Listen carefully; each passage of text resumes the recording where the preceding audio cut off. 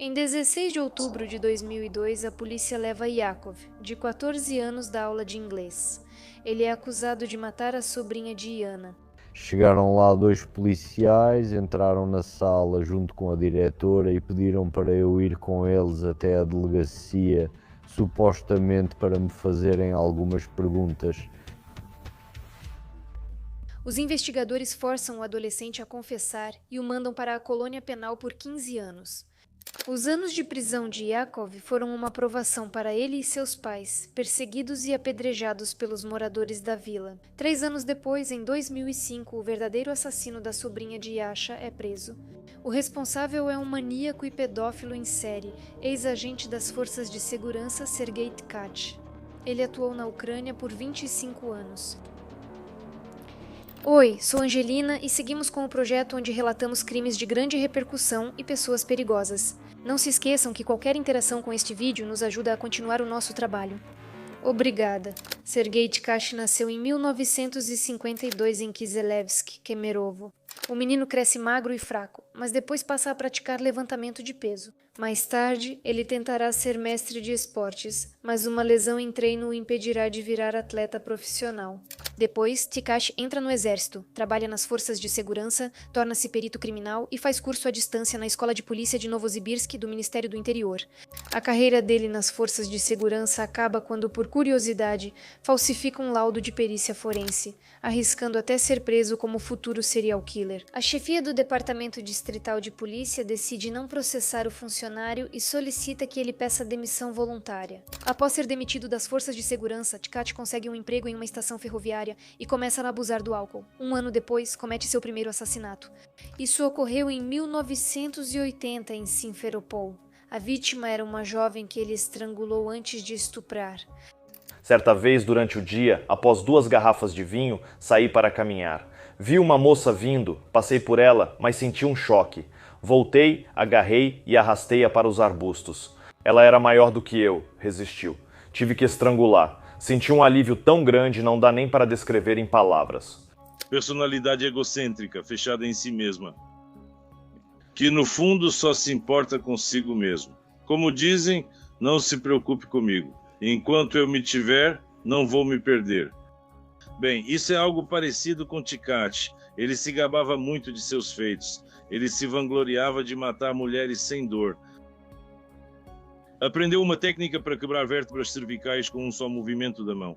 E ele dizia, a mulher morria, bem, a vítima morria absolutamente sem dor, sem perceber. Após o primeiro assassinato, Tkach muda-se para Pavlogrado, em Dnipropetrovsk, e começa a caçar estudantes do ensino fundamental. As primeiras vítimas na cidade foram Olia Dmitrenko, de 10 anos, a caminho da escola de música, e Olia Shuvalova, que não foi buscada a tempo porque a mãe ficou presa no trabalho. As 2 meninas foram estranguladas e estupradas. Uma foi achada no porão de casa e a outra nas ruínas de uma antiga fábrica de óleo. O caderno de música sumido apareceu depois na casa do maníaco de Pavlogrado. Desde agosto de 1984, vivemos em constante medo por nossos filhos.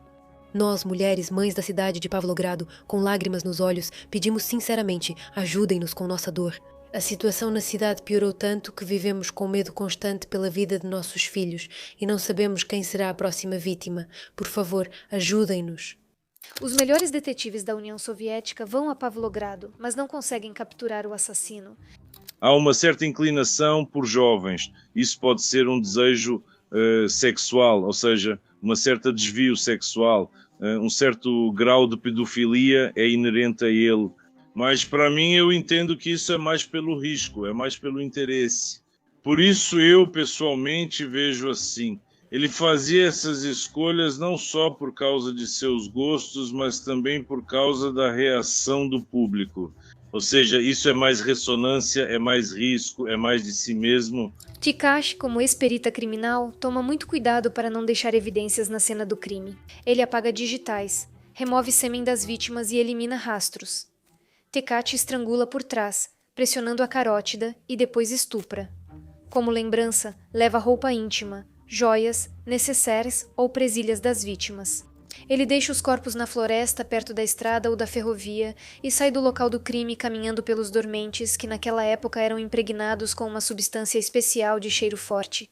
Assim, os cães não conseguiam seguir o rastro do assassino. Em Pavlogrado, Tkachi comete cerca de 30 crimes e depois se muda para Polodi, cidade na região de Zaporizhzhia com cerca de 20.000 habitantes. Logo, nos arredores dessa cidade começam a encontrar meninas e mulheres estranguladas e estupradas. Tkachi segue livre enquanto inocentes são punidos por seus crimes. Sobre o destino injusto de Yakov, preso por 8 anos e 3 meses por culpa de um pedófilo, já contamos no início da matéria. Porém, ele não foi o único condenado injustamente. Além dele, outras 13 pessoas estão sendo punidas pelo serial killer. Vladimir Svetlishny foi acusado de matar e estuprar a filha de 9 anos de Oksana. Sem esperar o julgamento, o homem se enforcou na cela em Dnipropetrovsk. Após sua morte, a vida de Lyudmila, esposa de Vladimir, e das 2 filhas virou um inferno. Em Pavlogrado viraram párias. Valéria Korchunova e Alexandra Chutnik foram julgadas pelos crimes cometidos por Tkachi em Pavlogrado, o que resultou em Alexandre cumprindo 10 anos de prisão e Valério, 15. A maior parte da culpa por tudo isso recai sobre as nossas autoridades e não apenas sobre os policiais, mas também sobre os funcionários da promotoria, do tribunal e de todos juntos. Você entende, policiais prenderam alguém, bateram nele e ele escreveu uma confissão. Isso era aceito na época.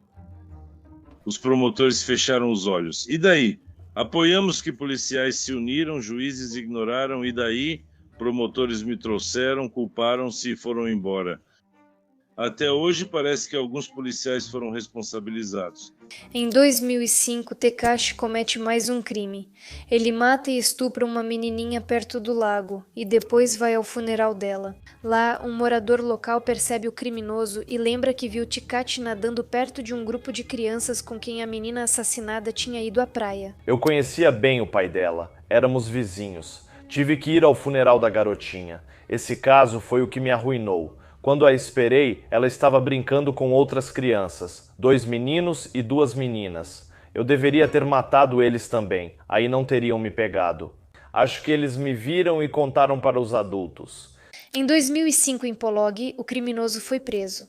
Durante a busca em sua casa, encontram roupas, sapatos, joias e outros pertences pessoais que o maníaco levava consigo após atacar as vítimas. Se não fosse preso então, seria de qualquer forma. Mais cedo ou mais tarde, ele já estava agindo abertamente, então foram atrás dele por um dos casos. Depois, os outros começaram a aparecer. Testemunhas contaram que, enquanto estava no centro de detenção de Dnipro antes do julgamento, Tkachi ficava assistindo às notícias e folheando jornais procurando pelo seu sobrenome. O homem reclamava que Chikatilo cometeu menos crimes, mas todo mundo fala e sabe sobre ele. Vocês não entendem? Eu não sou uma pessoa, sou uma fera, igual ao Chikatilo. Precisam fazer um filme sobre mim. Ouvi dizer que pagaram 3 milhões a ele por ajudar na produção do filme. E eu, sou pior do que ele? Só tenho medo de uma coisa, que me matem na prisão. Lá não gostam de gente como eu. Mas tudo bem, vou lutar enquanto tiver forças. Vou levar uns 2 canalhas comigo para o túmulo. Em 2008, o tribunal declarou Sergei Tkachi culpado de 36 assassinatos e o condenou à prisão perpétua.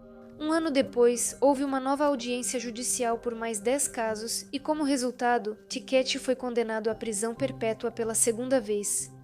Até hoje, ainda não se sabe ao certo quantas vidas o maníaco tirou, mas, de acordo com seus depoimentos confessos, em 25 anos de atividade criminosa, ele tirou a vida de mais de 100 pessoas.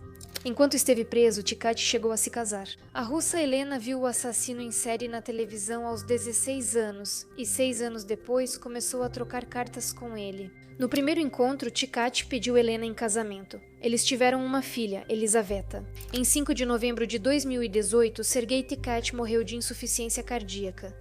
Nenhum parente ou conhecido do criminoso buscou seu corpo, que foi enterrado por funcionários da colônia de Jitomir número 8, onde cumpria prisão perpétua. Sabe, pessoalmente para mim, o que me marcou sobre Tkachi é que ele não despertou nenhuma emoção positiva em mim.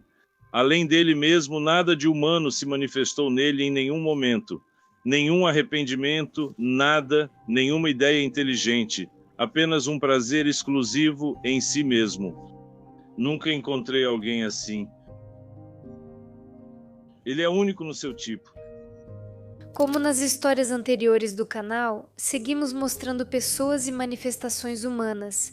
Escrevam quem, entre os mais perigosos, gostariam de ouvir na próxima vez. Até logo!